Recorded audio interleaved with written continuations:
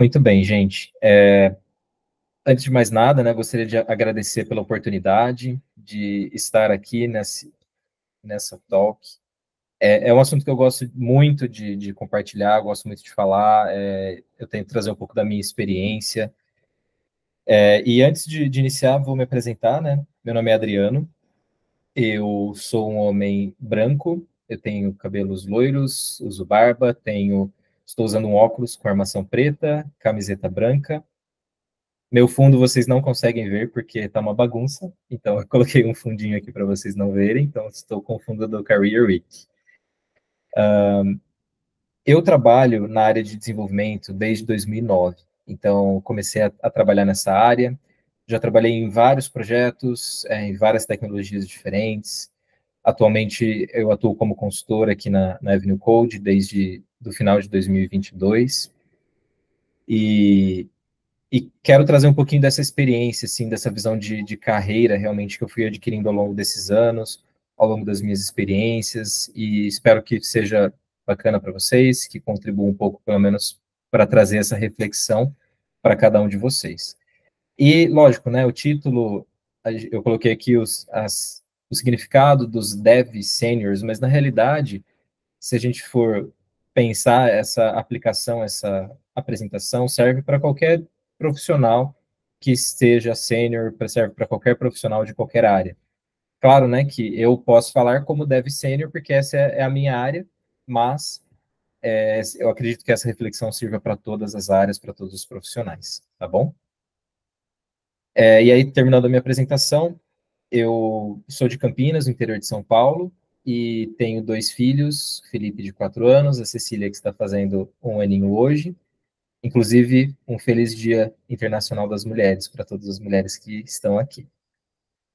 Vamos lá. Então, só para deixar bem claro, né, o que vai ser abordado nessa talk, o que nós vamos falar um pouquinho.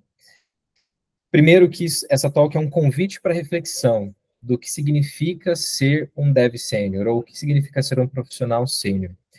Eu vou passar algumas dicas e conselhos de como que a gente consegue evoluir na nossa carreira e ganharmos mais senioridade e nos destacarmos, né, nesse sentido de realmente sermos aquele profissional que os outros podem contar, que as empresas estão buscando. E o que eu não vou falar? Não vou falar uma receita de como se tornar um dev sênior ou um profissional sênior. Até porque, gente, não existe, tá? Se alguém falar que tem, desconfie. E também nada de conteúdo técnico. Então, né, é Career Week, não é conteúdo técnico. Talvez, quando tiver a Tech Week, eu possa falar um pouquinho mais da parte técnica. Então, gostaria de passar rapidinho aqui com vocês, explicando um pouco do cenário atual, para a gente entender e contextualizar do porquê que os profissionais sêniores, né, os dev sêniores, estão sendo tão requisitados hoje em dia no mercado, nas empresas. A gente vê que existe um aumento das necessidades tecnológicas de todas as áreas, em todas as frentes. A gente vê a tecnologia invadindo, né, entre aspas, a nossa vida hoje em dia, de uma forma que a gente jamais pensou, né? Hoje a gente faz tudo por smartphone, a gente tem aplicativo para tudo, para transporte, para pedir comida, para banco, para tudo. Então, a tecnologia está aí para ficar e essas necessidades tecnológicas vão aumentar cada vez mais. Com isso, vão surgindo novas empresas, novos negócios e mais concorrência. Então, a gente vê isso, né? Há um tempo atrás tinha o Uber, que monopolizava, e surgiu o 99, surgiu outro, e vai surgindo mais concorrência que vai aquecendo o mercado de tecnologia, consequentemente. Com uma concorrência muito grande, as empresas precisam entregar rápido, porque uma empresa que demora muito para entregar um produto, muitas vezes morre, nada, e morre na praia, porque não vai ter conseguido entregar no momento adequado o produto dela no mercado.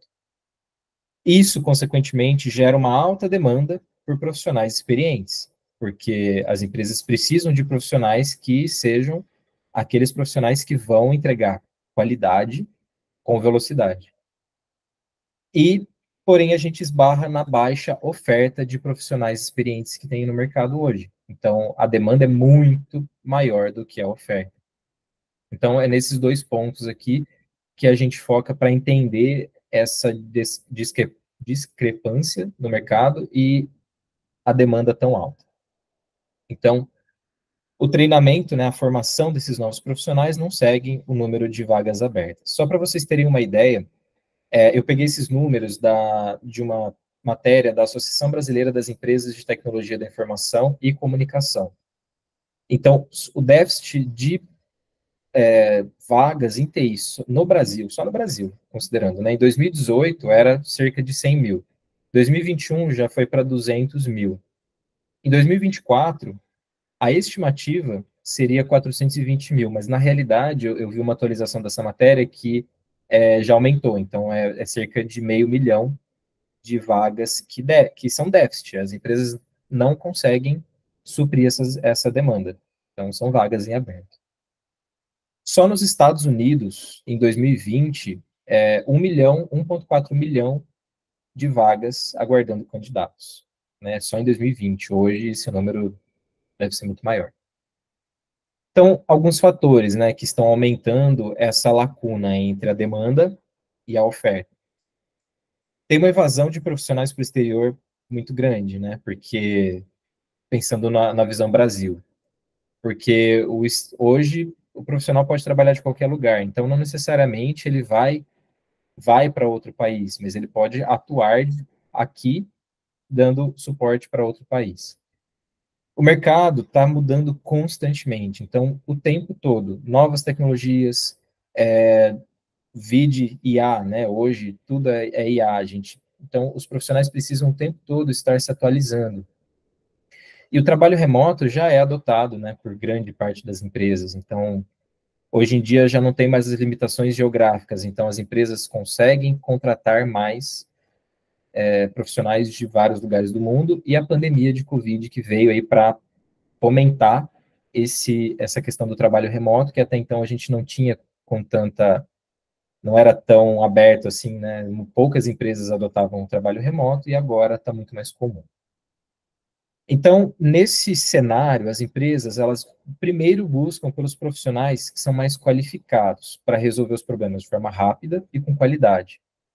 É por isso que hoje em dia se procura tanto o sênior, né? Quando eu falo sênior, entenda-se o sênior para frente, né? Sênior e outros profissionais além do sênior. Porque a empresa pressupõe que aquele colaborador vai conseguir resolver as coisas de uma forma rápida, com qualidade e entregar aquilo de uma forma esperada. Então, um gráfico, né, é o gráfico da pirâmide invertida. Então, quanto maior a senioridade, menor a oferta e maior a demanda. É esse um resumo do que a gente tem hoje no mercado.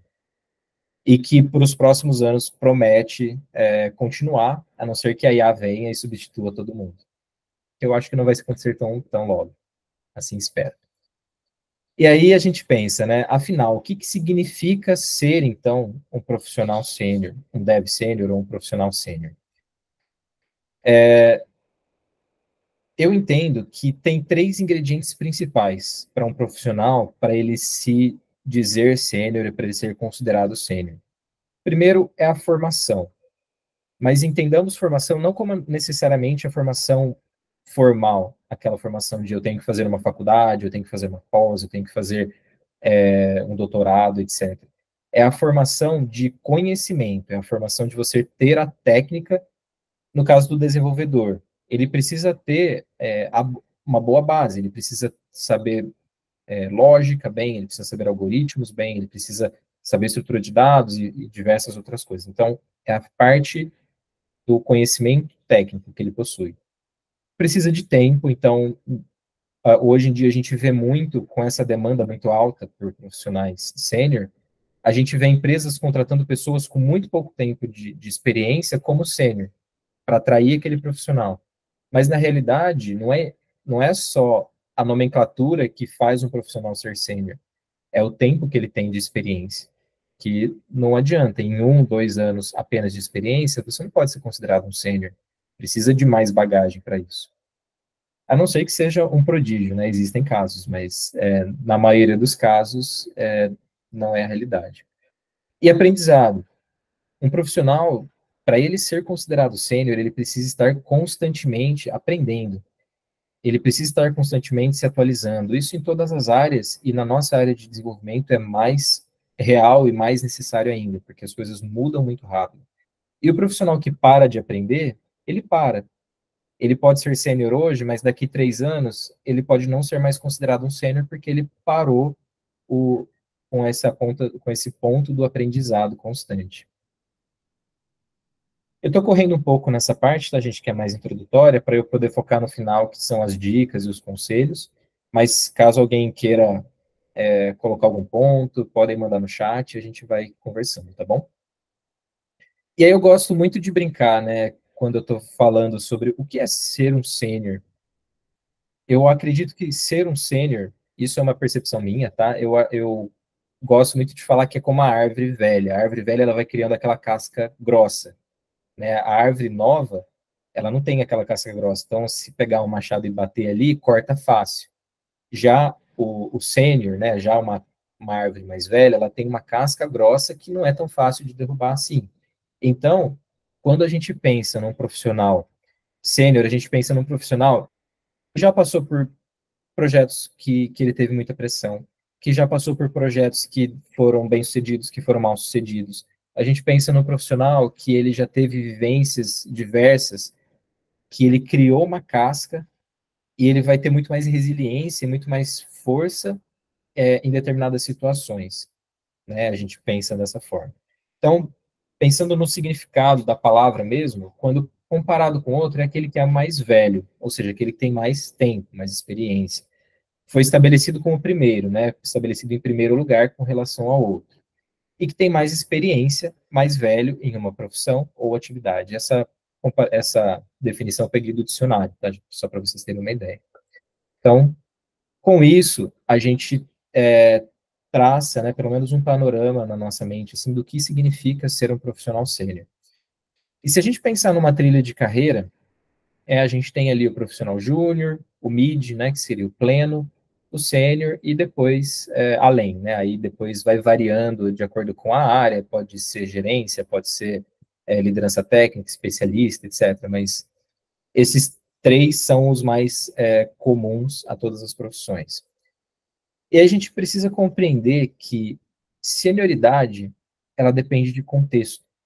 Então, eu posso ser sênior em um contexto, em uma especialidade, e não ser sênior em outra. Então, eu ser um desenvolvedor sênior não necessariamente significa que eu seja sênior em todas as áreas, que eu seja um sênior em DevOps, que eu seja um sênior em banco de dados. Eu tenho uma especialidade, então a gente precisa entender isso também. E aí, o que é esperado desse profissional sênior, né? Que ele tenha uma grande capacidade técnica, que não seja necessário ficar supervisionando o trabalho desse profissional. Ele tem que ter habilidades comportamentais bem desenvolvidas, é uma coisa importante. Então, é um profissional que vai se comunicar bem, é um profissional que vai ter capacidade de resolver problemas, de lidar com o time, talvez de lidar com conflitos.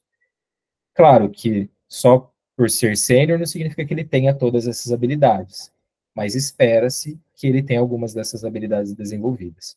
E ele também pode servir como mentor, né, para orientar júniors e plenos. E também espera-se, né, como eu falei ali atrás, espera-se que esse profissional tenha capacidade para fazer entregas rápidas e com qualidade. Então, beleza. Esse primeiro ponto que eu terminei aí, que eu queria passar para vocês. Espero que tenha, pelo menos, montado na mente de vocês, assim, uma ideia, uma persona do que seria um profissional sênior, né? Eu coloquei dev aí em muitos pontos, mas vocês podem trazer isso para a área de vocês, para quem não for desenvolvedor aqui. E aí agora, legal, né? A gente falou o que significa ser sênior, o contexto atual, mas beleza, o que que eu posso fazer efetivamente na prática para eu me tornar um profissional sênior, para eu conseguir evoluir na minha carreira e não ficar defasado, né? Como eu falei, quando a gente para, a gente acaba desvirando o sênior, porque a gente parou ali num ponto da nossa carreira. E antes de mais nada, essa eu peguei uma referência meio nerd aqui para quem joga, para quem tem console ou PC, qualquer coisa. Você já deve ter jogado algum jogo que tem livros de habilidades, que você pega um livro no jogo, assim, abre e ele te dá um ponto de habilidade qualquer, pelo simples fato de você ter aberto o livro. Isso não existe na vida real, claramente, né? Então, não existe fórmula mágica, não tem nada, gente. Por mais que pareça, né? E às vezes as pessoas, tem gente que tenta vender, ganhe 10 mil reais como desenvolvedor em 6 meses. Isso aí foi algo que surgiu aí nos YouTubers da vida uns anos atrás. Não existe isso, tá, gente? Ninguém vai chegar para vocês e dar uma fórmula que em 6 meses vocês vão estar como sênior no mercado. Não tem isso.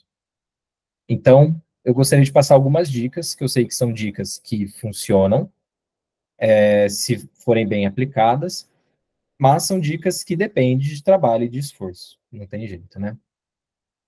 Então, primeira dica que eu tenho para vocês: estude. Então, manter-se atualizado constantemente, mas coloquei entre parênteses ali, com moderação. Porque, gente, eu já vi muito profissional, eu atuei bastante tempo como mentor, e eu já vi muito profissional, assim, que entra com aquela visão de eu tenho que estudar tudo, eu tenho que estudar tudo, eu tenho que me atualizar com o mercado, eu tenho que estudar tal tecnologia que surgiu ontem, eu tenho que ficar atualizado, e a pessoa ela entra numa pilha mental, ela perde a saúde mental dela, porque ela está o tempo todo querendo correr atrás de algo que ela não vai alcançar. Ela nunca vai estar 100% atualizada com o que está acontecendo no mercado. Não adianta, é muito rápido, muito dinâmico. Então, a gente precisa ter moderação. Precisamos ter consistência e perseverança. Então, uma dica de estudo, assim, primeiro encontre o seu estilo de aprendizado. Existem testes na internet para saber o estilo de aprendizado, tá, gente? Então, para ver se você estuda de uma forma mais fácil através de projetos práticos, através de leitura. Tem gente que às vezes pega uma documentação lá de uma tecnologia, consegue ler aquilo lá e aprender. Eu não consigo, particularmente. Eu odeio ler documentação assim do nada. Eu gosto de praticar, então, de fazer projetos práticos para eu aplicar o conhecimento que eu estou buscando aprender. E aprenda bem o básico. Então, antes de aprender as buzz techs, né, o que está rolando de mais modinha no mercado. Então, aprenda bem o básico. No caso do desenvolvimento, aprenda lógica, aprenda programação, algoritmo, estrutura de dados, coisas que vão te servir para qualquer tecnologia.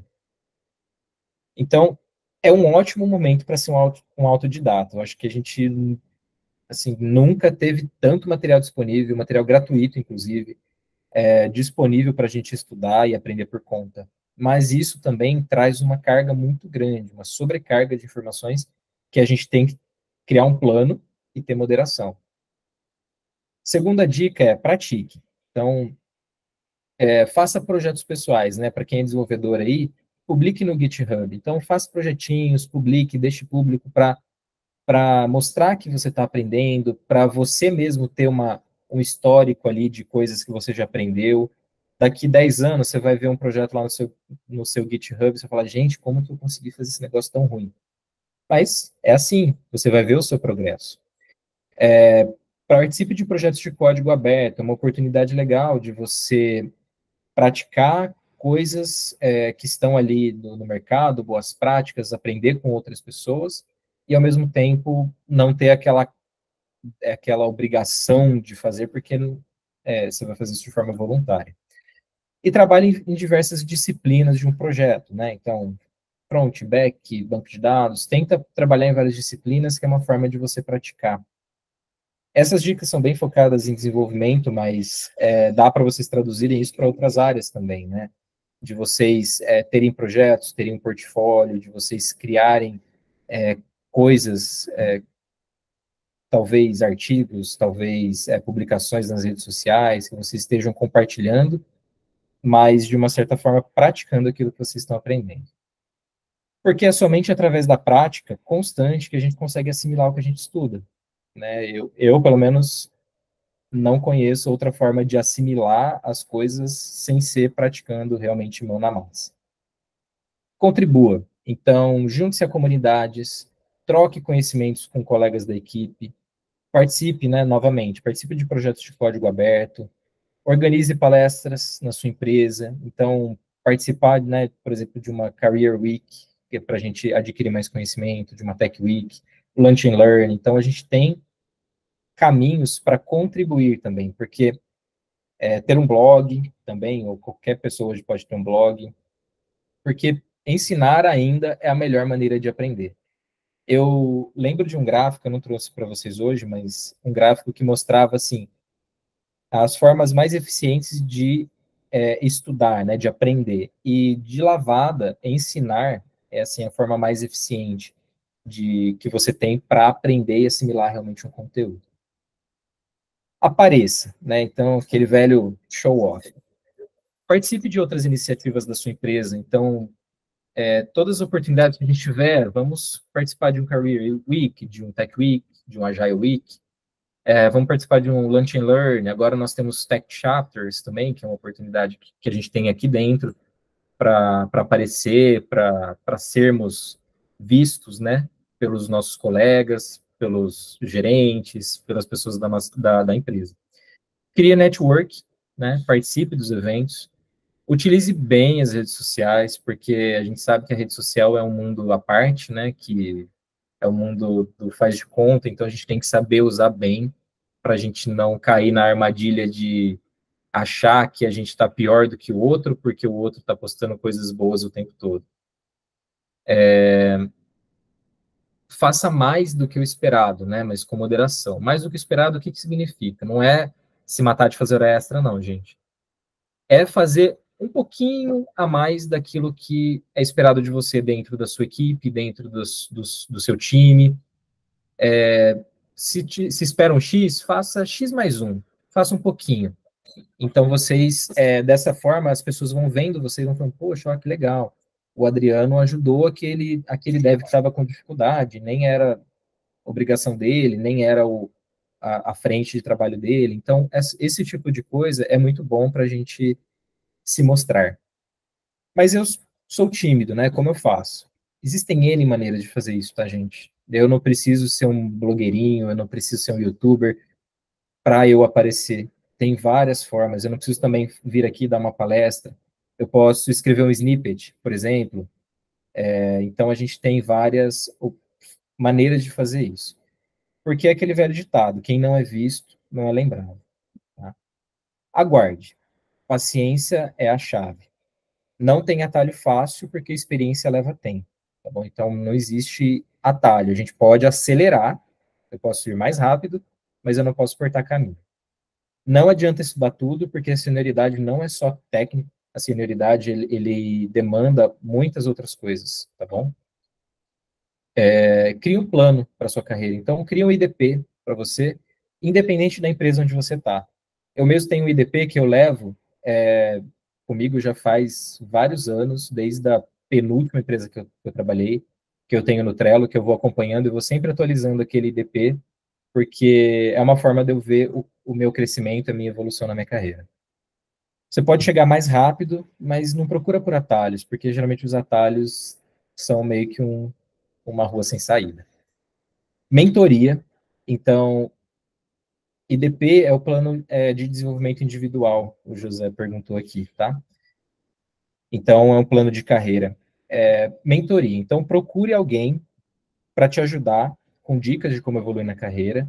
Se você tem experiência, oriente outros. Então, tem sempre alguém que você pode orientar e sempre alguém que você pode pedir orientação.